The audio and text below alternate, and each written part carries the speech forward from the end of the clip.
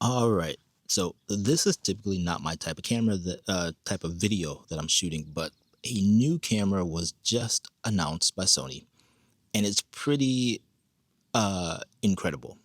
Now, this new camera is the Sony RX. What is it? The Sony RX1R Mark III. So the long-awaited updated version of this beloved camera by Sony. It's an all-in-one camera body, and it's, I think, going after like the Leica line and the XT, the Fuji, the X100 line, like all that kind of stuff. But I'll give you the specs. Now, I'm not a specs person, but I'm just literally reading it off my phone here. So it's going to be a 61 full frame sensor, 61 megapixel full frame sensor. You're going to have a hybrid autofocus with 693 phase detection points. You're gonna have, the real-time tracking and eye autofocus. You're going to have a 35 millimeter f2 prime lens that can also go into macro mode, and you're gonna have 12 built-in creative looks. Has 4K video up to 30 frames per second, 10-bit, and you get full HD video up to 120 frames per second. It includes Cinetone, active stabilization, slow and quick mode, and LUT support. You can also, I believe, import your own LUTs. I believe battery, you're gonna get like 300 shots per charge, USB-C port, and the price. This is the reason why I say this is going after Leica. The price is estimated going to be about $5,000 or $5,100 to be exact. Again, that's just an estimation. What do I think of this camera? I think there's a lot of people who this camera is going to make sense for. People who want a small compact camera that is Sony branded because they may have like a Sony camera already and they just already in that ecosystem and they just like Sony's options. They're going to see the creative effects, so the film recipes that they have. I will leave like the link below to Sony's video that they released it when they released this information. So the question is, would I be interested in buying this camera? And no, because I have this the Sony A7CR, which has pretty much everything that is already said, except it has interchangeable lens. So that means I can get my own lenses, but also I have this one here, the Ricoh GR3X. APS-C sensor, yes, but like, come on, super, super small, even when you turn it on. Super small camera. And so for me, that doesn't interest me. Now, if I didn't have these two cameras, I could possibly be interested in a camera like this. The one downside, I think, for me personally, is the 35 millimeter lens. I'm glad they stuck with it. Like everyone else is going to 28 or 24. I'm glad they have the 35 just for options. But for me, I would prefer a 24 millimeter lens. So this is my Samyang 24 f2.8 lens that I will sometimes throw on the A7CR. And having the 61 megapixels, I'm able to crop in. Now, one of the features they talked about is the digital crop, so you can go to like 35, 50, and 70. But again, you're just cropping into the image, so you can do it after you take the picture and post and that kind of stuff. So again, I can do that with this camera, and I get a little bit more functionality because of interchangeable lenses, and so I can really make it my own camera. That being said, I think this is what I've talked about before. When these camera manufacturers, now that they don't have to make like point and shoot cameras and try to appeal to the masses because of our smartphones, like these have kind of just taken over a point and shoot camera. These camera manufacturers can do things that they probably wouldn't have done, meaning they're not going to sell a ton of these cameras, right? Sony knows there's a handful of people who are going to buy this camera, but the people who buy them also have some of the biggest mouths, meaning that they're going to talk about Sony, they're going to talk about the colors, they're going to talk about all this other stuff, which may get people to not buy that camera, but buy a different Sony camera. Again, all these corporations are just that. They're gigantic corporations. So I'm not like team Sony, team Canon, team Fuji. I'm team diversity and team options, meaning when Fujifilm is doing something really cool and is kind of pushing the the boundaries of what they can do, and people are interested in it, especially with like their medium format camera, their all-in-one medium format camera.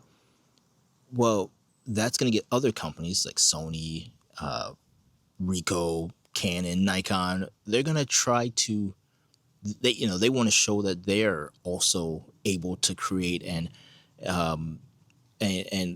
create really cool cameras. And again, this is not a new camera, right? This is the Mark III. There was a Mark One and a Mark II, and now it's Mark III.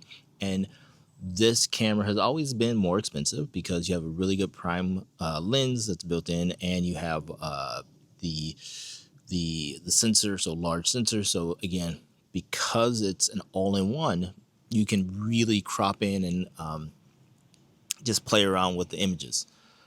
Personally, I like that because having taken this on a trip recently to Hawaii and it being my only camera, I was able to make the most out of it, right? I was able to punch in and get little tighter shots using, again, the one camera, the one lens. If you want to see that video, I will have it linked somewhere on the screen or down below.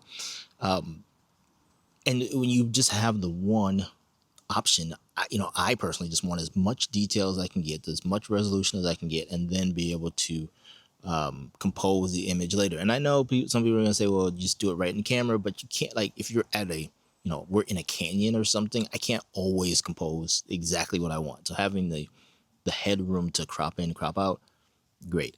Could they have made it a little bit cheaper by having like a 24 megapixel sensor in there? Sure, they could have done that, or gone with like a 45 megapixel sensor.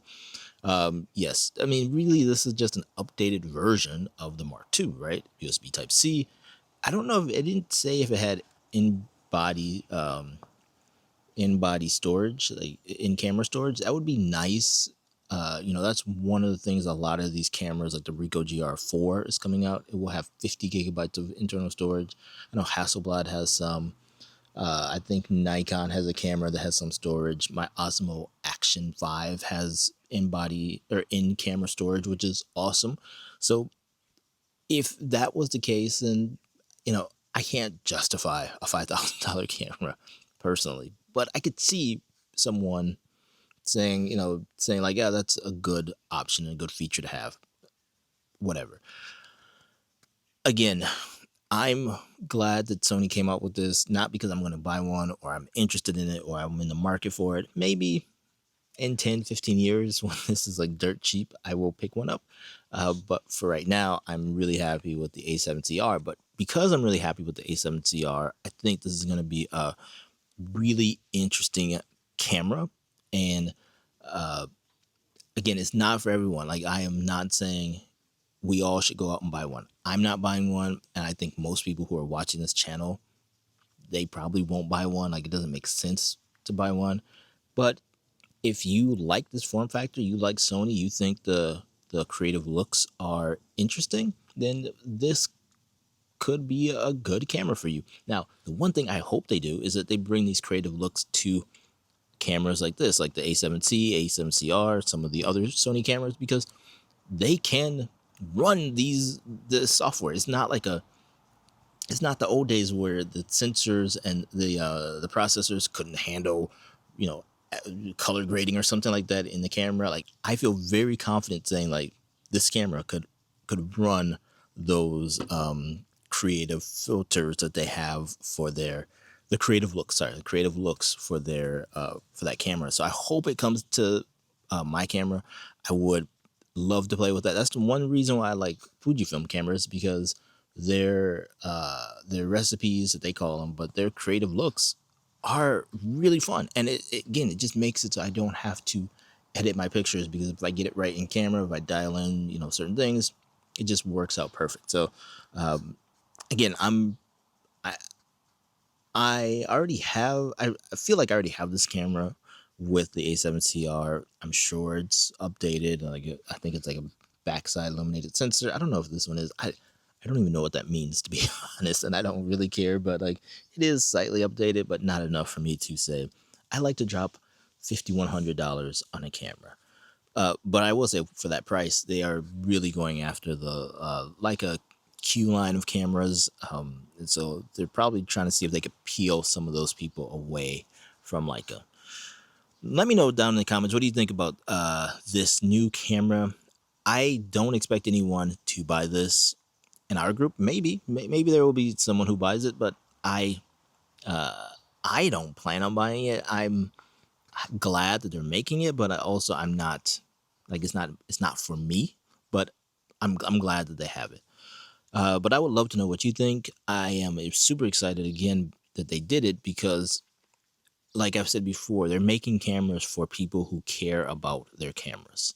So this, if this is something that you've wanted, you really liked the previous versions and you just want an updated version, well, this is for you. Yes, the price tag is steep because they're not going to sell a bunch. Like, let's just be honest. That's why the price tag is steep. If they were going to sell a ton of these, like, hundreds of millions, they would lower the price because then they could get more.